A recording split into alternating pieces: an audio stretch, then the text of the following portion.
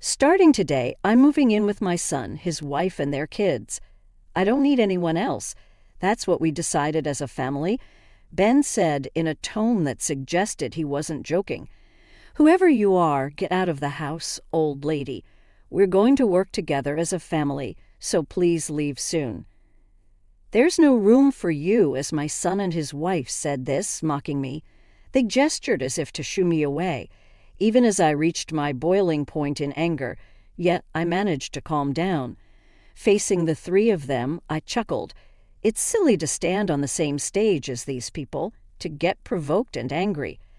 After all, I've been paying $6,000 a month for living expenses, and they've forgotten that and are trying to kick me out. What are they planning to do from now on?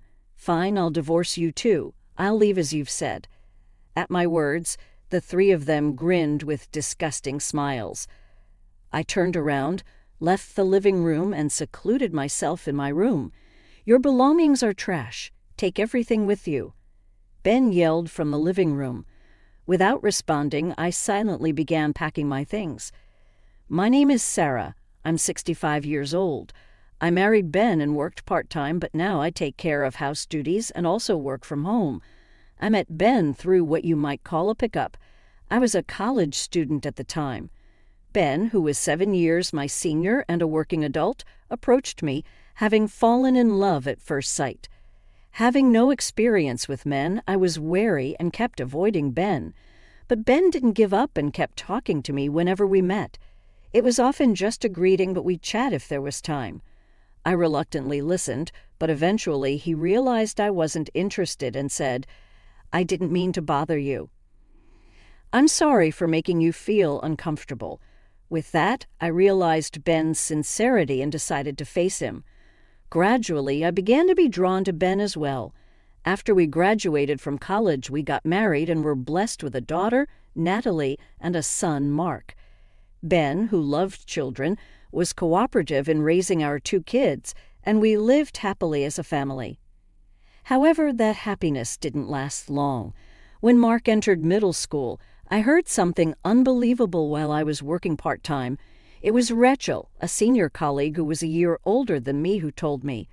She was close in age, had kids, and was easygoing and caring, so I felt a sense of closeness and liked her. One day, as we were heading home at the same time, she said, "You know, I was once picked up at the station a long time ago. That was the station where I met Ben." It was a coincidence that it was a pickup spot, I thought as I listened. Rachel continued, "My friends were also picked up by the same guy. It became a topic among us, and after observing for a while, it turned out he was hitting on various girls." "What? There's someone like that?" I exclaimed. "Yeah, it's surprising, and he was only hitting on girls much younger than himself." Rachel laughed, and I laughed along. "Rumor has it he finally caught a young girlfriend and got married. At that moment, I had a bad feeling, and somehow I felt embarrassed about meeting Ben here. Ben fell in love with me at first sight and just happened to meet me here. I wanted to believe he was different from those pickup guys, but my hope was shattered. Moreover, he's been telling everyone he fell in love at first sight. Those who were deceived into marriage. Poor things." Rachel continued to speak, but nothing reached me after I sensed that the pickup guy was Ben. I was ashamed of being deceived by Ben's words. Of course, I knew Rachel meant no harm. She didn't know my husband was Ben. "Sarah, you look pale," Rachel asked me worriedly as I remained silent. "Yeah, I'm fine, just thinking about what to make for dinner tonight. It's tough every day, isn't it? I wonder what I should make too." I managed to change the subject with that, but my mind was full of what I had heard, and I made mistake after mistake at my part-time job. In the afternoon, after dinner was over and the kids had gone to bed, I said to Ben, "Today, even though I heard something interesting from a friend at work." "Interesting? What kind of story?" Ben listened to my story. Surely such a kind husband couldn't have been the worst kind of pickup artist. It must be some mistake. It'll probably turn into a funny story.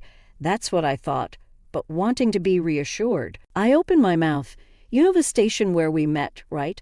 Apparently there was this guy there who fell in love at first sight with younger girls and was hitting on them." Oh, and apparently he even married one of the girls he picked up there. I laughed after saying that, but Ben didn't laugh. Just wanting to be reassured, I, feeling increasingly crushed by anxiety, trembled as I said, "It's just a coincidence, right? You fell in love with me at first sight, right?" My voice trembled more than I thought it would. Then Ben suddenly burst out laughing as if he found it funny. Relieved for a moment, he laughed in front of me, trembling. "Love at first sight, as if you were just the one who fell for it. Really, that coworker of yours shouldn't have said unnecessary things. You would have been happier not knowing. That's terrible. So you're saying you tricked me into marrying you? Was your love for me a lie?" I raised my voice, unable to help it, as Ben continued to laugh as if it was funny. But Ben, uncaring of my feelings, added another cutting remark, "It's your fault for being deceived. I wanted a young, stupid woman who would fall for a pickup. That's why I chose you." That remark was evidence that Ben was fully aware he had deceived me. "Well, someone like you would have ended up with some terrible guy eventually. You should be glad you ended up with me. I've got work tomorrow, so I'm going to bed." And with that, he really laid down in bed. I think I was stupid too, but it was shocking to receive no support whatsoever. I had thought I was loved, but to realize it was all the same to him was unbearably frustrating. When we went to introduce ourselves for marriage, my in-laws said, "We're relieved he's finally marrying, and such a young girl too. We're delighted." I thought I was being praised, but probably Ben had been repeatedly told by his parents to get married. But now, knowing this truth, there's nothing I can do about it. Honestly, I no longer feel love, but it's not like our marriage is bad right now. And with our children at such a sensitive age, even if I wanted to divorce, I couldn't go through with it. The fact that I was mistaken about being loved and got married was sad and difficult, but I told myself I had to endure it. Yet, over time, I was able to come to terms with the past. The past is the past, I told myself, and even if there's no love for Ben, there's affection for the family life we've lived. After knowing the truth, our marriage couldn't be said to be good. Ben started avoiding me on his days off, going to play pachinko. Yet I no longer thought about wanting a divorce, and after quitting my part-time job, I started working from home, busily living each day. The kids grew up in no time and both found jobs in our hometown after graduating from college. Natalie later married someone from the same company. She had a child and now lives far away. Not able to see them often, but they're living happily as a family. The problem was Mark. After graduating from college, he quit his job. Soon after, "That company wasn't for me," he said. "The crappy boss kept dumping work on me. The part-timers are useless, just babbling away," he kept complaining.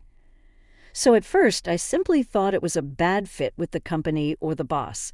"That's tough. Surely you'll find a company that suits you, Mark," I said. I even supported his job changes. Thanks to that, Mark changed jobs but quit again soon after. It was a repeating cycle. I lost track of how many times he changed jobs before turning 30.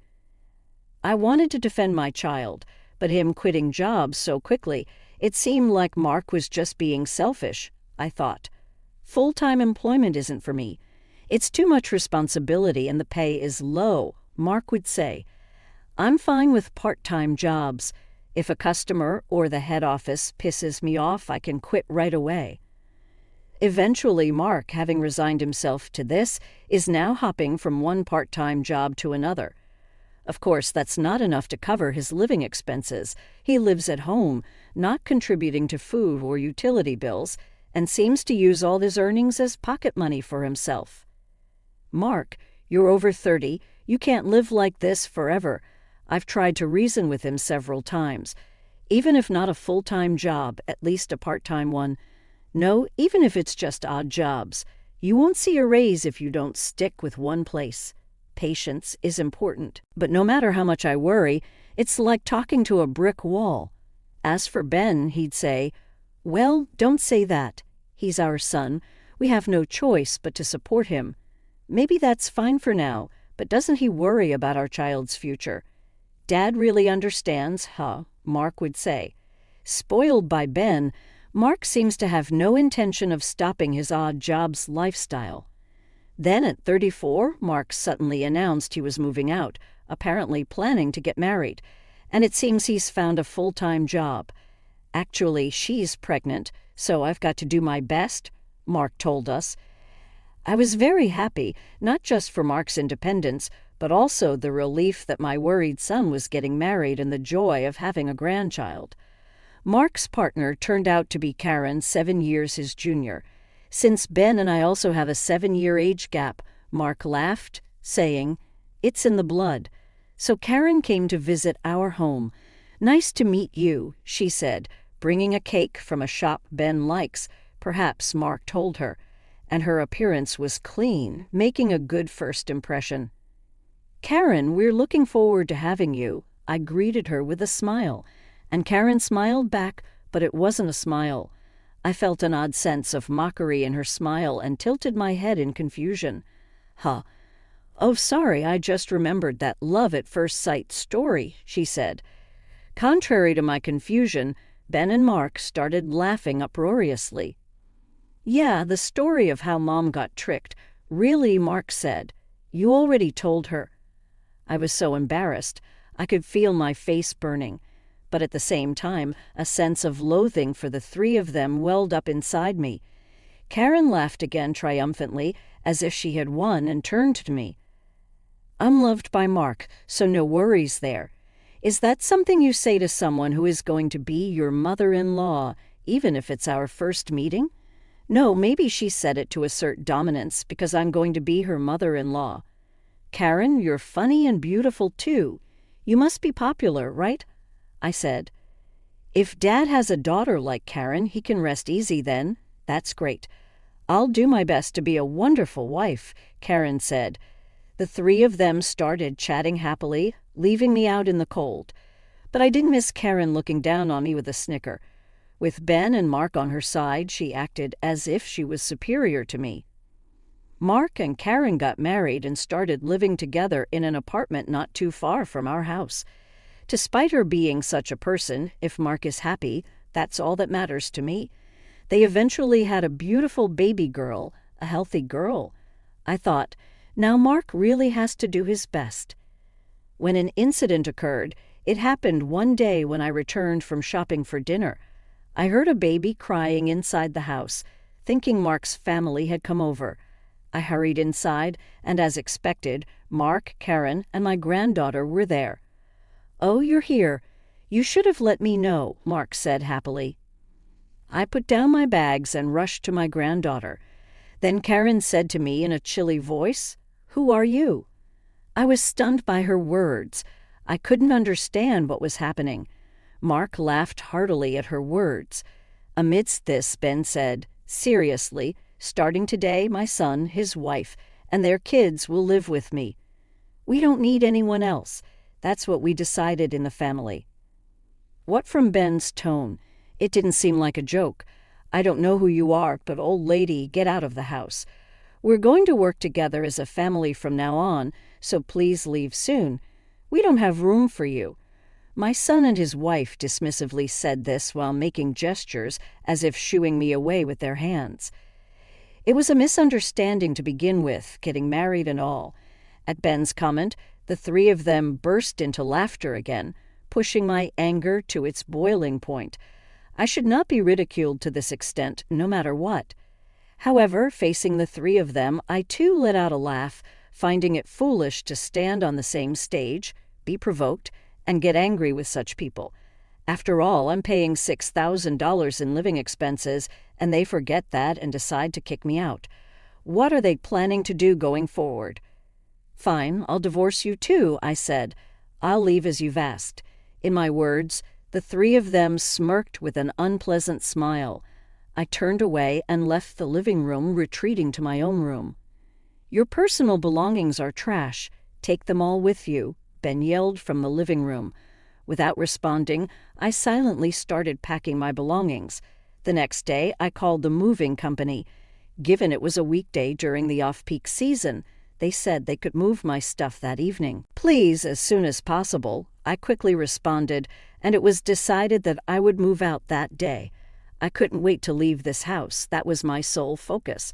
Watching me busily prepare to leave, Ben said with a laugh, "A jobless old lady, where exactly do you plan on going? I might have forgiven you if you had apologized."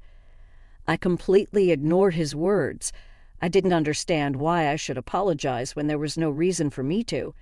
"I'll be in the way of the move, so I might as well go to the casino," said Ben, having been continuously ignored by me, and left the house in the afternoon. Though I thought it would have been nice to hear even a single word of thanks, expecting anything from him was foolish. "Well, goodbye then," I said, watching Ben's back as he left the house. A few hours later, thanks to the moving company, all my belongings were transported. I contacted the real estate agent to bring the keys immediately, moved everything in, and the move was complete. There's still a bit of unpacking to do, but I was relieved to have successfully moved. Now all that's left is to proceed with the divorce, and I will be officially free. Lying on the sofa in a liberated mood, my phone rang. It was Ben. "Hello?" I answered the phone. Ben yelled furiously from the other end. "What do you mean by this? What are you thinking?" His sudden loud voice made me instinctively pull the phone away from my ear. After a pause, I said, "What? Why are you so angry?" "Don't play dumb. What kind of spite is this? You took all the furniture and appliances. The house is empty." I was puzzled by his words and slowly looked around the room. The furniture and appliances I brought from the house were all here, but there was nothing strange about that. "What's wrong with that? You said not to leave my belongings behind." "In other words, personal belongings," I clarified. "You thought they were yours. I chose and bought them with my money." I laughed heartily. Ben, on the other end of the phone, couldn't say anything and let out a choked sound. "Mark and Karen were there, so you got carried away and said such things about kicking me out, but you weren't seeing the reality." "Well, I'll give you the appliances then," Ben said desperately, but I didn't miss his words. "Give me? They were mine to begin with." "Don't get ahead of yourself," I scolded. Ben fell silent again at my scolding. I could almost see his demeanor and nearly burst into laughter. "Shut up. Anyway, this cuts all ties between us. Don't ever contact me again." And with that, he hung up the phone. It was funny that Ben, who had called me, forgot that he was the one who initiated the call. After being outwitted by me, I couldn't stop laughing alone in my new house. Though I didn't take his "don't contact me again" seriously, I still needed to get him to fill out the divorce papers, so I planned to contact him again. Annoying as it was, I intended to go back to the house the next day. As I left the office with a heavy heart, someone called out to me, stopping me in my tracks. "Sarah, I knew it was you." "Wasn't it Rachel?" It was Rachel, with whom I had gotten along well when I was working part-time. Though I knew her contact information, we had only met a few times since I quit, and I hadn't seen her at all in recent years. But a reunion after so many years was a happy occasion. We decided to have coffee and went into a nearby cafe. After catching up on old times, Rachel said, "Did you have some business there?" I told her everything in response to her question. I shared that I was the one who had married the pickup artist Rachel had told me about, and how my husband, son, and his wife had kicked me out of the house. While I laughed as I told the story, Rachel felt down on my behalf. That's how it was. I'm sorry for saying too much. Rachel looked apologetic, but I was actually grateful. Indeed, it was a shock when I found out, and I was too embarrassed and ashamed to talk about it back then. But now I think it was good that I knew. I could have ended my life being ridiculed. My feelings about this are genuine. There were times I thought I would have been happier not knowing, but that's only if Ben had been capable of reflecting on his past. Given Ben's character, if I had remained ignorant, I would have been ridiculed even more. I'm able to take action now while I still have the energy, thanks to discovering Ben's true nature back then. By the way, Rachel, did you have some business here too? At my question, Rachel started speaking after a moment's thought. Actually, it's about my son, your son. I thought you had a daughter. After I quit my job, I had another child. I came here for a legal consultation about him. It turned out she was having trouble with her son's partner. Thinking that every family has its issues, we talked about various topics and then parted ways. When I returned home, my son's family was there, apparently moving in their stuff. "Hey, you crazy old lady, taking all the furniture and appliances. What's wrong with you?" They really seemed intent on living together. The two glared at me as they came in. Where the large fridge used to be, there was now a small fridge that they must have used in their apartment. Its diminutive size made me burst into laughter inadvertently. "What's so funny?" Nothing. Heron seemed to understand why I laughed and snapped at me angrily. I elegantly dodged her attack and turned to Mark. "Where's Dad?" "In the bedroom. The baby's sleeping, so don't make any noise," according to Mark. Ben seemed to be babysitting the granddaughter. He did take good care of the kids when they were young. Back when I still felt happy. With that memory in mind, I headed to the bedroom. I brought the divorce papers. Just fill them out and leave them. As soon as I entered the bedroom, I said that. Ben glanced at me and clicked his tongue. Standing up quietly, he was in the middle of cutting the baby's nails, having laid her down on the bed. "My relaxing time ruined by this old hag," he muttered, complaining as he snatched the divorce papers from me. Ignoring Ben, I peered at my granddaughter's sleeping face.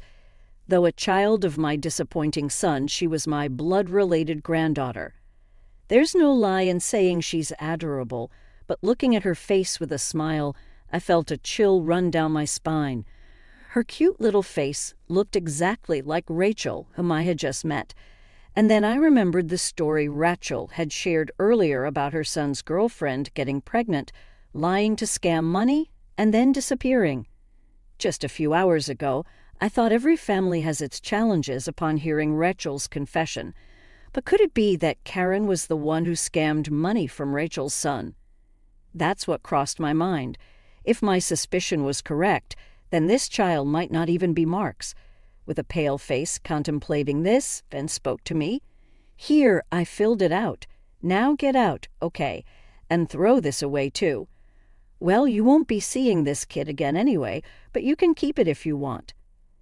Ben handed me a tissue wrapped around the baby's nail clippings, along with the divorce papers. I took them without a word and left the house immediately. Then I hurriedly contacted Rachel again. A month later, my phone rang once more with Ben on the other end. "Hey, I got a notice that the electricity and gas bills are unpaid." "What's going on?" Again he raged one-sidedly, taking his anger out on me. "I don't know. Pay it yourself. Where's the money? How were these bills paid before? Where's the bank card?" I could hear him rummaging around, probably turning the house upside down looking for the bank book. Seeing Ben in a frenzy, I couldn't help but laugh. "What are you laughing at? Get over here. You've made a mess, so I can't find anything in the house." After saying that, Ben hung up the phone. Though I wasn't keen on it, there was something I needed to do. Reluctantly, I got ready and called someone. That night, I rang the house's doorbell. "You're late. What have you been doing, you freeloader?" Seeing my face on the monitor, Ben rushed out of the entrance and froze upon seeing the person next to me. "Who might this be?" "She's a friend of mine." "It's been a long time," Rachel greeted him deliberately. However, Ben tilted his head in confusion. "You don't remember the face of every girl you picked up, do you?" Rachel laughed. I couldn't help but laugh along then, feeling embarrassed, glared at me. "What kind of harassment is this? Bringing a woman I hit on here thinking I'd be upset? I wouldn't do something so childish. I'm here to see Karen," I replied. Together with Rachel, I entered the house. As expected, the living room was occupied by my son and his wife. They seemed quite relaxed in a home without me. Seeing my face, they made it clear with their expressions that they thought I was a nuisance. But frankly, I didn't want to come either. "So you must be Karen." Rachel began upon seeing Karen's face. Huh. Who are you? A friend of the old lady. Why are you bringing her here? She's a stranger. Karen retorted with disdain towards Rachel. Rachel looked incredulous but quickly responded. I've been looking for you. It was hard to find you since your last name changed. Hey, lady, what do you want with Karen? Mark stood up. Then Rachel handed Mark an envelope. Mark, puzzled, pulled out a document from inside. Tim Brown, who's that? What's this genetic research? Mark read the name on the document within. Tim Brown, Rachel's son's name. Hearing that name, Karen's face turned pale. She snatched the documents and envelope from Mark. What's this, Karen? You shouldn't look at someone else's mail. It's wrong. Her voice trembling. Karen likely knew who Rachel was and the content of that letter. We did a DNA test for my son and Karen's daughter. Your child is my son's child. Unfortunately, there's no blood relation with Mark. With Rachel's words, Mark turned pale and froze.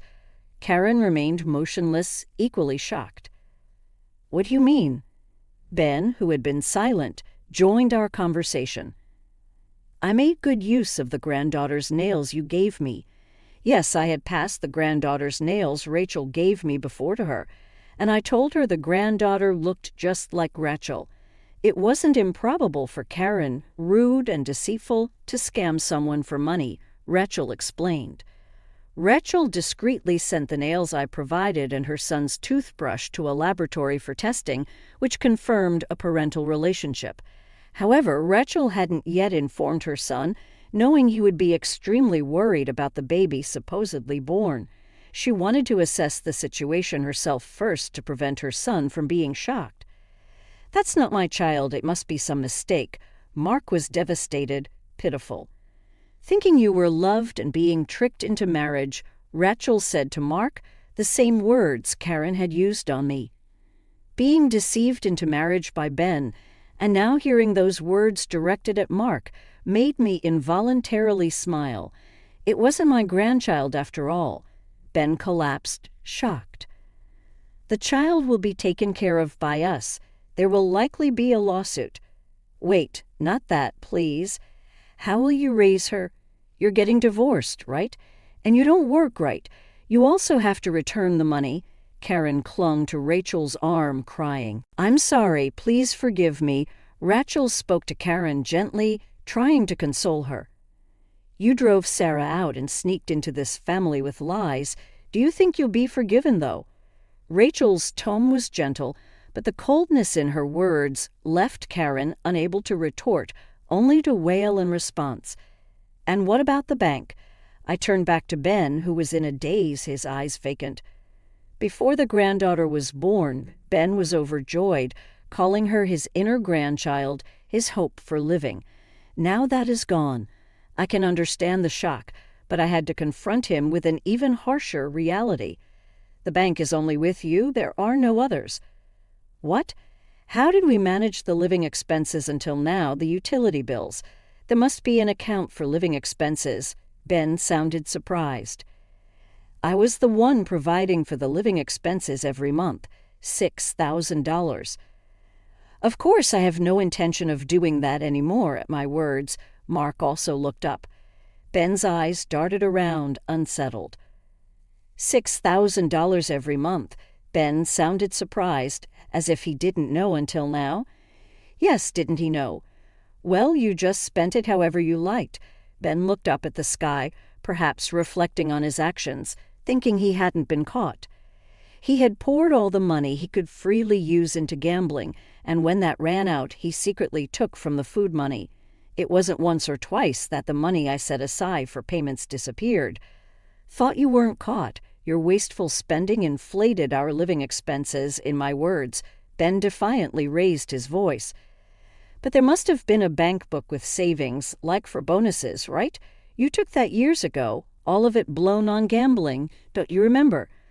Confronted with the truth, Ben looked startled, likely having forgotten. And he must have misunderstood that it still existed. I sighed in disbelief. I've been compensating for that with my own money without saying anything. Do you realize now how despicable you were to drive me out without knowing how much you depended on me? You better live without regret, liar. Where did a poor person like you get that kind of money?" Ben yelled, refusing to accept the truth. It was pointless to argue. If you can't believe it, then fine. I then turned my gaze to Mark. "And you, Mark?" Mark, who had been disheartened by the situation with Karen and his daughter, looked at me with empty eyes. Hopping from job to job, never contributing to the household expenses, living off my money, and then driving me out. Have you ever thought about what happens next? Silence followed my question.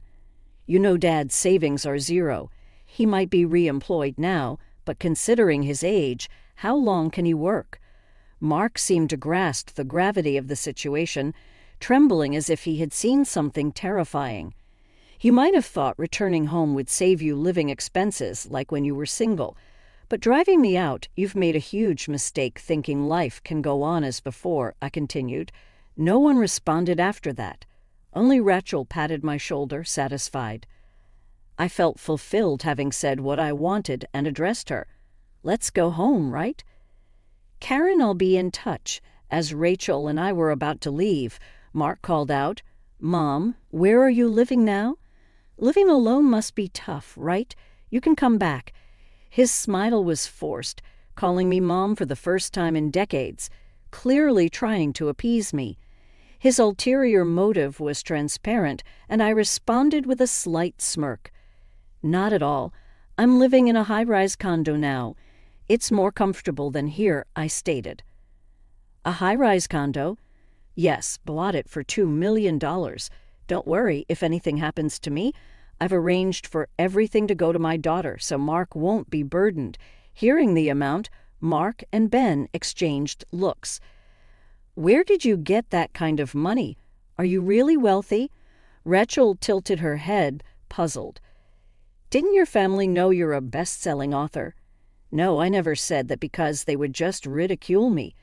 Turns out you got away with the biggest one. We laughed together, and Ben and Mark suddenly changed their attitude, trying to stop me from leaving. Sarah, I was wrong. You've been doing such incredible work, and I never understood. I'm truly sorry. Please come back. Their sudden change of heart was nauseating. Both began to plead in soft voices, clinging to me. To think you can live in such a house, Mom, you're amazing. Come back home. If that's impossible, could you at least help with the living expenses, please? I was just deceived by that woman. It's sad, isn't it? Mark said, pointing to a disheartened Karen. Karen flinched, but it seemed like she no longer had the energy to fight, sitting next to her sleeping child without moving. I felt a bit sorry for her, but after all, it was her own doing, and I had no intention of helping. Yes, being deceived into marriage is pitiful. I returned my gaze to Mark and said that. Well, then, that's why you have to figure it out yourself, right? It's your fault for being deceived. With those words, I pushed Ben and Mark away. They must have realized they were abandoned by me. Stunned, they slumped onto the sofa. See you then. I cheerfully bid goodbye and left the house. A family that had no interest in me. Even when I said I was paying, they wouldn't believe me and treated me as poor. Even when I said I was working from home, they ridiculed me, saying working from home, really. They probably didn't know I was a novelist, nor did they know about the royalties and real estate investments I made with that money. I couldn't care less about being praised for my work by such people now, nor did I want anything to do with them. Karen, who tricked me and got into the family with lies, and Ben and Mark, who kept belittling people, ended up losing their family money and hope.